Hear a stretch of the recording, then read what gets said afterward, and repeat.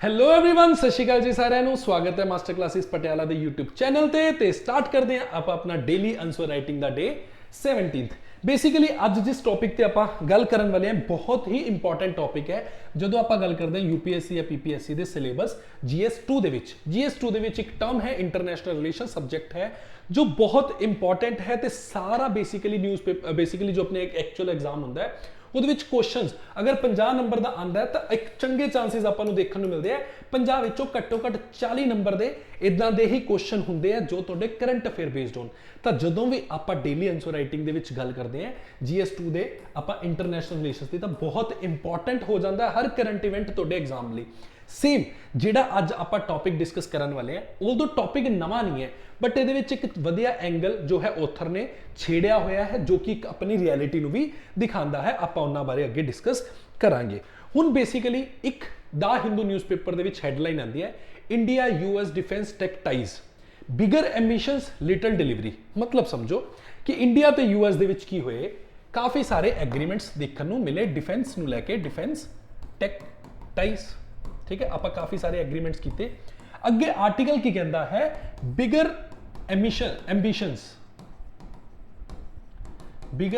Ambitions little delivery. मतलब कि ਜਦੋਂ ਦੀ ਆਪਾਂ ਗੱਲ ਕਰੀਏ 2018 ਤੋਂ ਬਾਅਦ ਕੁਆਡ ਰਿਵਾਈਵ ਹੋਇਆ ਤੇ ਇੰਡੀਆ ਤੇ US ਦੇ ਵਿੱਚ ਬਹੁਤ ਸਾਰੇ ਐਗਰੀਮੈਂਟਸ ਹੋਏ ਡਿਫੈਂਸ ਨੂੰ ਲੈ ਕੇ। एक्चुअल ਦੇ ਵਿੱਚ ਜੋ US ਦਿਖਾਣਾ ਚਾਹੁੰਦੀ ਸੀ, US ਦਿਖਾਣਾ ਚਾਹੁੰਦੀ ਸੀ ਕਿ US ਤੇ ਇੰਡੀਆ ਹੁਣ ਇਕੱਠੇ ਰਲ ਕੇ जो है इंडो ओशन जो बेसिकली अपना इंडियन ओशन है उसकी सिक्योरिटी ਨੂੰ ਕੀ ਕਰਨਾ ਹੈ ਸਟੇਬਲਾਈਜ਼ ਕਰਨਾ ਹੈ। ਈਵਨ ਕਿ ਇੰਡੀਆ ਤੇ US ਇਕੱਠੇ ਆਉਂਦੇ ਸੀ ਤਾਂ ਕਿ ਅਸੀਂ ਚਾਈਨਾ ਨੂੰ ਕੀ ਕਰ ਪਾਈਏ ਅਪੋਜ਼ ਕਰ ਪਾਈਏ, ਬੇਸਿਕਲੀ ਚਾਈਨਾ ਨੂੰ ਕੰਪੀਟ ਕਰ ਪਾਈਏ। ਠੀਕ ਹੈ, ਪਰ ਇੱਥੇ ਇੱਕ ਆਥਰ ਨੇ ਨਵਾਂ ਐਂਗਲ ਐਡ ਕੀਤਾ ਹੈ। ਉਹਨੇ ਕੀ ਕਿਹਾ ਕਿ ਜੋ ਐਂਬੀਸ਼ਨਸ ਸਾਨੂੰ ਦਿਖਾਏ ਗਏ ਕਿ ਅਸੀਂ ਕੋ ਡਿਵੈਲਪਮੈਂਟ, ਬੇਸਿਕਲੀ ਇਹਦੇ ਵਿੱਚ ਇੱਕ ਵਰਡ ਹੈ ਕੋ ਡਿਵੈਲਪਮੈਂਟ। ਕੋ ਡਿਵੈਲਪਮੈਂਟ ਦਾ ਮਤਲਬ ਹੁੰਦਾ ਹੈ ਜਿਵੇਂ ਕਿ ਐਗਜ਼ਾਮਪਲ ਹੈ ਆਪਣੇ ਕੋਲ ਇੰਡੀਆ ਤੇ ਰਸ਼ੀਆ ਦੀ ਬ੍ਰਹਮੋਸ ਮਿਸਾਈਲ। ਉਹਦੇ ਵਿੱਚ ਕੀ ਅਸੀਂ ਰਸ਼ੀਆ ਤੋਂ ਟੈਕਨੋਲੋਜੀ ਖਰੀਦੀ ਨਹੀਂ, ਅਸੀਂ ਬ੍ਰਹਮੋਸ ਦੇ ਵਿੱਚ ਕੀ ਕੀਤਾ ਰਸ਼ੀਆ ਤੇ ਇੰਡੀਆ ਨੇ ਮਿਲ ਕੇ ਟੈਕਨੋਲੋਜੀ ਬਣਾਈ ਕੋ ਡਿਵੈਲਪਮੈਂਟ,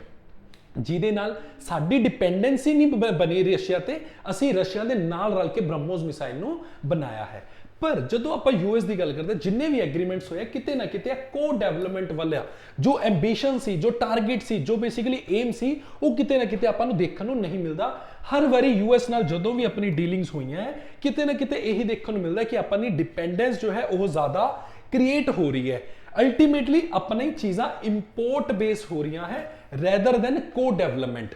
ਅਗੇਨ ਆਥਰ ਨੇ ਕੀ ਕਿਹਾ ਗਿਆ ਹੈ ਕਿ ਐਂਬੀਸ਼ਨਸ ਹੈ ਪਰ ਡਿਲੀਵਰੀ ਨਹੀਂ ਹੈ। ਤਾਂ ਇਸੇ ਚੀਜ਼ ਨੂੰ ਲੈ ਕੇ ਜੋ ਆਪਾਂ ਪਿਛਲੀ ਕਲਾਸਿਸ ਦੇ ਵਿੱਚ ਵੀ ਡਿਸਕਸ ਕੀਤਾ ਹੈ ਕਿ US ਤੇ ਇੰਡੀਆ ਦੇ ਜੋ ਰਿਲੇਸ਼ਨਸ ਹੈ ਕਿਤੇ ਨਾ ਕਿਤੇ ਫ੍ਰਿਕਸ਼ਨ ਨਾਲ ਹੁਣ ਵੱਧ ਰਿਹਾ, ਫ੍ਰਿਕਸ਼ਨ ਉਹਨਾਂ ਦੇ ਵਿੱਚ ਜ਼ਿਆਦਾ ਕ੍ਰੀਏਟ ਹੋ ਰਹੀ ਹੈ। ਤੇ ਅੱਗੇ ਆਪਾਂ ਨੂੰ ਇਹ ਵੀ ਦੇਖਣ ਨੂੰ ਮਿਲਿਆ ਹੈ ਕਿ US ਤੇ ਚਾਈਨਾ ਦੇ ਰਿਲੇਸ਼ਨਸ ਜੋ ਹੈ ਕਿਤੇ ਨਾ ਕਿਤੇ ਆਪਾਂ ਨੂੰ ਸਟੇਬਲ, ਮੈਂ ਇਹ ਨਹੀਂ ਕਹੂੰਗਾ ਕਿ ਦੋਨਾਂ ਦੇ ਵਿੱਚ ਬਹੁਤ ਜ਼ਿਆਦਾ ਰਿਲੇਸ਼ਨਸ ਵਧੀਆ ਹੋ ਗਏ, ਐਟਲੀਸਟ ਸਟੇਬਲ ਹੋ ਗਏ। US ਫॉर ਦਾ ਟਾਈਮਿੰਗ ਕੀ ਚਾਹੁੰਦਾ ਹੈ ਕਿ ਸਾਡੀ ਚਾਈਨਾ ਦੇ ਨਾਲ ਕੁਝ ਵੀ ਹਲੇ ਡਾਇਰੈਕਟ ਕਨਫਲਿਕਟ ਨਾ ਹੋਵੇ। ਤਾਂ ਇਸੇ ਬੇਸਿਸ ਤੇ ਕਿ US ਦੇ ਨਾਲ ਜੋ ਰਿਲੇਸ਼ਨਸ ਅਸੀਂ ਰੱਖੇ, US ਦੇ ਨਾਲ ਜੋ ਐਂਬੀਸ਼ਨਸ ਅਸੀਂ ਰੱਖੇ, US ਦੇ ਨਾਲ ਜੋ ਵੀ ਅਸੀਂ ਟਾਰਗੇਟਸ ਰੱਖੇ ਕੋ ਡਿਵੈਲਪਮੈਂਟ ਦੇ, ਇਨਫਰਾਸਟ੍ਰਕਚਰ ਦੇ, ਡਿਫੈਂਸ ਦੇ, ਕਿ ਉਹ ਐਕਚੁਅਲ ਦੇ ਵਿੱਚ ਅਚੀਵ ਹੋ ਪਾ ਰਿਹਾ ਤਾਂ ਦੇਖਣ ਨੂੰ ਮਿਲਦਾ ਹੈ ਕਿ ਉਹ ਤਾਂ ਐਕਚੁਅਲ ਦੇ ਵਿੱਚ ਅਚੀਵ ਹੀ ਨਹੀਂ ਹੋ ਪਾ ਰਿਹਾ। ਇਸੇ ਤੇ ਆਪਾਂ ਨੂੰ UPSC ਮੇਨਸ 2026 ਦੇ ਵਿੱਚ ਆਪਾਂ ਨੂੰ ਕੁਐਸਚਨ ਦੇਖਣ ਨੂੰ ਮਿਲ ਸਕਦਾ ਹੈ। ਆਪਾਂ ਅਗਰ ਕੁਐਸਚਨ ਦੀ ਗੱਲ ਕਰੀਏ ਤਾਂ ਕਿੱਦਾਂ ਇਹਦਾ ਇਸ ਤੇ ਕੁਐਸਚਨ ਜੋ ਹੈ ਫਰੇਮ ਹੋ ਸਕਦੇ ਹੈ ਉਹਦੇ ਬਾਰੇ ਗੱਲ ਕਰਦੇ। ਸਭ ਤੋਂ ਪਹਿਲਾਂ हाँ जी, political rhetoric in India US defence tie frequently misaligned है इंडस्ट्रीयल रियलिटी दे नाल। जो असी पॉलिटिकली गल्लां कीतियां ते इंडस्ट्रीयल रियलिटीज़ दी अगर आपां गल करिए किते ना किते मिसअलाइंड है। मतलब जो गल्लां होईयां सी ओह गल्लां अचीव नहीं होईयां, कुल मिला के गल इन्नी क है। ठीक है, एग्जामिन करो इस statement in context of technological transfer. मैं तुहानूं कहा कि अपनी को डेवलपमेंट की गल हुई है पर लास्ट ਤੇ ਅਸੀਂ ਦੇਖਣ ਨੂੰ ਮਿਲਦਾ ਕਿ ਸਾਨੂੰ ਟੈਕਨੋਲੋਜੀ ਨੂੰ ਲੈ ਕੇ ਕੁਝ ਵੀ ਚੀਜ਼ਾਂ ਮਿਲ ਤਾਂ ਨਹੀਂ ਰਹੀਆਂ। ਠੀਕ ਹੈ, and the challenges facing the GE414 engine programme. Basically ਇੱਕ ਹੀ ਹੈ, ਇੱਕ ਪ੍ਰੋਗਰਾਮ ਸੀ ਜੋ ਆਪਣਾ ਡਿਫੈਂਸ ਨੂੰ ਲੈ ਕੇ ਉਹਦੇ ਬਾਰੇ ਇਹਦੇ ਵਿੱਚ ਗੱਲ ਕੀਤੀ ਗਈ ਹੈ। ਹੁਣ ਆਪਾਂ ਗੱਲ ਕਰਦੇ ਹਾਂ ਇਹਦਾ ਇੰਟਰੋਡਕਸ਼ਨ ਕਿੱਦਾਂ ਆਪਾਂ ਜੋ ਹੈ ਕੁਐਸਚਨ ਦੇ ਵਿੱਚ ਐਡਰੈਸ ਕਰ ਸਕਦੇ ਹਾਂ। Just a second. ਯੈਸ, तो सब तो पहला India US defence partnership currently defined by sharp dissonance between ਕਿਹਦੇ ਵਿੱਚ ਪੋਲੀਟੀਕਲ ਰੈਟੋਰਿਕ ਦੇ ਵਿੱਚ ਜੋ ਗੱਲਾਂ ਹੋਈਆਂ envision a seamless technological alliance and the grounded reality of the restrictive export control export ਦਾ ਜੋ ਵੀ ਕੰਟਰੋਲ ਸੀ ਸਾਨੂੰ ਹੱਲੇ ਵੀ ਰੈਸਟ੍ਰਿਕਸ਼ਨਸ ਉਸ ਤੇ ਦੇਖਣ ਨੂੰ ਮਿਲਦੀਆਂ ਹੈ ਇੰਡਸਟਰੀਅਲ ਇੰਟੀਗ੍ਰੇਸ਼ਨ ਚੈਲੰਜਸ ਕਾਫੀ ਦੇਖਣ ਨੂੰ ਮਿਲਦੇ ਆ ਪਰਸਿਸਟ ਕਰ ਰਿਹਾ ਜੋ ਵਿਦ ਦਿਸ ਸੈਕਟਰ ਤਾਂ ਆਪਣੀ ਇੰਟਰੋਡਕਸ਼ਨ ਦੇ ਵਿੱਚ ਵੀ ਆਪਾਂ ਉਹੀ ਚੀਜ਼ਾਂ ਮੈਂਸ਼ਨ ਕਰਨੀ ਹੈ ਕਿਹੜੀਆਂ ਚੀਜ਼ਾਂ ਕਿ ਹਾਂ ਜੋ ਸਾਡੇ ਪੋਲੀਟੀਕਲ ਰੈਟੋਰਿਕ ਜੋ ਗੱਲਾਂ ਹੋਈਆਂ ਸੀ ਉਹ ਆਪਾਂ ਨੂੰ ਇੰਡਸਟਰੀਅਲ ਤੇ ਟੈਕਨੋਲੋਜੀਕਲ ਟ੍ਰਾਂਸਫਰ ਦੇ ਵਿੱਚ ਦੇਖਣ ਨੂੰ ਨਹੀਂ ਮਿਲ ਰਹੀਆਂ ਤਾਂ ਕੁਝ ਪਹਿਲਾਂ ਆਪਾਂ ਕੀ ਐਗਰੀਮੈਂਟਸ ਇਹਦੇ ਵਿੱਚ ਲਿਖਾਂਗੇ ਜਿਵੇਂ ਕਿ GSOMIA General Security of Military Information 2002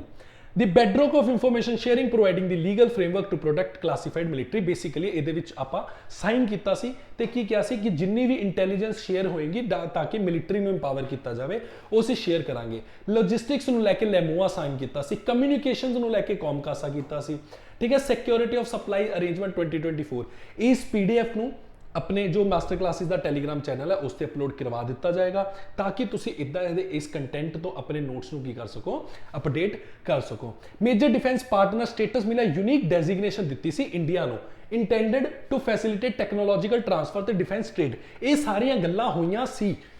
ICET कादे लई है strategic initiative launch to foster collaboration in AI ठीक है reliance on third party technologies basically semiconductors ਨੂੰ ਲੈ ਕੇ ਇਹ ਚੀਜ਼ ਕੀਤੀ ਗਈ ਸੀ फिर India US defence exploration ecosystem पर चैलेंजेस की देखने को मिल रहा है चैलेंजेस सब तो पहला मोस्ट इंपॉर्टेंट जो चीज है इस क्वेश्चन की वही है कि चैलेंजेस की है इंप्लीमेंटेशन गैप सिग्निफिकेंट डिलेज एक तो देखने को मिले कि पॉलिटिकल अनाउंसमेंट दे विच ते एक्चुअल इंडस्ट्रीयल आउटकम दे विच अल्टीमेटली जिहदे नाल जो प्रोजेक्ट सी वो एक नैगोशिएशन ते ही पए रैदर दैन एक्टिव प्रोडक्शन मतलब जो अपनी पॉलिटिकल रेटोरिक दे विच गल्लां होईयां सी किते ना किते ओदी इंप्लीमेंटेशन ही बहुत स्लो है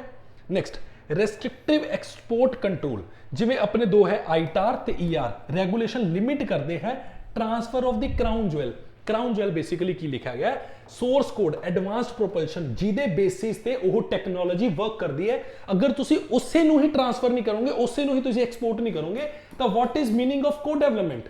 ये तो सिंपल तुसी टेक्नोलॉजी एक्सपोर्ट कर रहे हो forcing Indian forms into black box उन्होंने एक तरह के ब्लैक बॉक्स दे विच रखा हुआ है जो डिपेंडेंसी क्रिएट करता है ट्रू टेक्नोलॉजिकल इंपावरमेंट बनाने तो इलावा ठीक है IP प्रोटेक्शन वर्सेस टेक्नोलॉजी हुण यूएस दे विच वार-वार ये चीज़ देखी गई है कि यूएस सब तो पहला उन्होंने की चीज़ पई है अपनी इंटैलेक्चुअल प्रॉपर्टी राइट्स यूएस के जो कॉन्ट्रैक्टर है वो प्रायोरिटाइज करते हैं proprietary IP creating friction with India की mandatory requirement for local technology absorption हुण इंडिया अगर को डेवलपमेंट की गल करे तो इंडिया दे विच अपने देश दे विच उसनूं प्रोड्यूस करे बट नहीं कर सकता क्योंकि IP है इंटैलेक्चुअल प्रॉपर्टी कॉन्ट्रैक्टर्स कोलों है ठीक है आई होप तुसी कंसैप्ट समझ पा रहे होंगे किस बेसिस पे इसका कंसैप्ट जो है क्रिएट होया है नेक्स्ट है regulatory and audit burdens US the and user verification protocol ते स्ट्रिंजेंट कंप्लायंस रिक्वायरमेंट एक अलग ऑपरेशनल ओवरहेड पांदा है किदे ते इंडिया ते कॉम्प्लिकेट करदा जो cost competitiveness of Indian manufactured components दी ठीक है प्रोक्योरमेंट इंस्टेबिलिटी दी मिसमैच बिटवीन इंडिया दी अनप्रेडिक्टेबल ते स्लो प्रोक्योरमेंट साइकिल ते यूएस दी इंडस्ट्रीयल नीड फॉर स्टेबल एक किते ना किते अपनी इंडिया लिए भी ते यूएस लिए भी एक बड़ी ही फ्रिक्शन क्रिएट करके रखता है फिर research and development asymmetry basically एक डिस्पैरिटी अपन रिसर्च एंड डेवलपमेंट दे विच मैच्योरिटी लिमिट्स दे विच अपॉर्चुनिटी दे विच US firm struggle to find Indian partners capable of matching this sophisticated industrial standard US दे अलग स्टैंडर्ड्स है इंडिया दे अलग स्टैंडर्ड है तो किते ना किते यूएस उन्हां नूं आपदे काबिल नहीं समझदा उन्ने कैपेबल नहीं समझदे कि वो साडे नाल रिसर्च एंड डेवलपमेंट विच को डेवलपमेंट कर सकदे हैं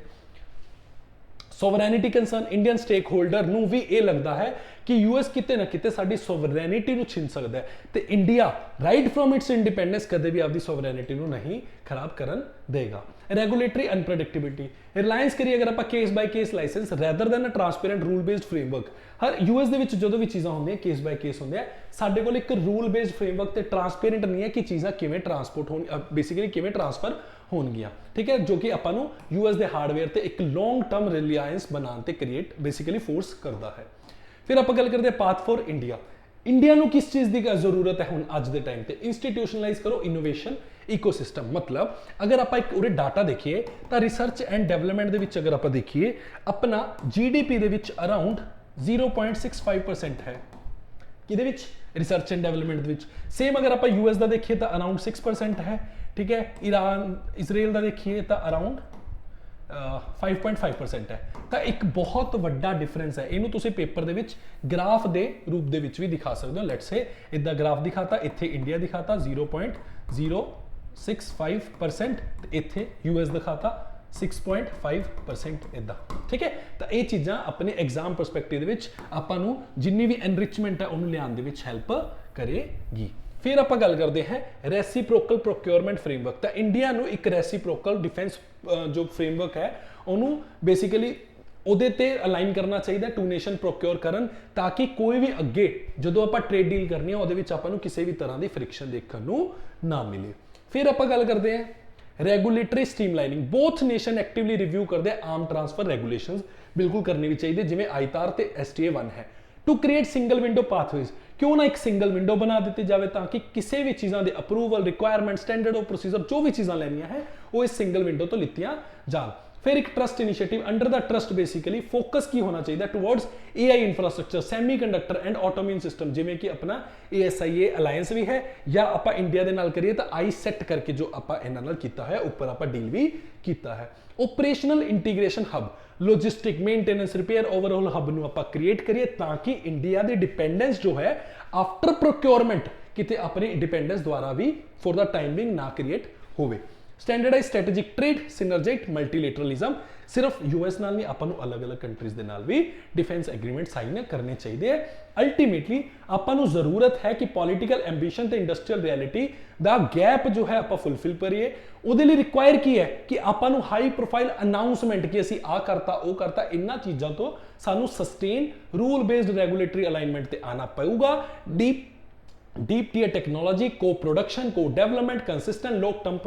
प्रोक्योरमेंट कमिटमेंट्स करनियां पैनियां ताकि इंडिया किते ना किते यूएस दे नाल को डेवलपमेंट या होर कंट्रीज दे नाल भी बन के को डेवलपमेंट दे विच आवे। को डेवलपमेंट तो ओह होर अपनी टेक्नोलॉजीज बनानियां सीखे, indigenous technology they which research and development दे विच इन्वेस्ट करे ताकि ultimately defence sector they which India की करे हुण डिपेंडेंट ना रहे बाकी जगह तो एक्सपोर्ट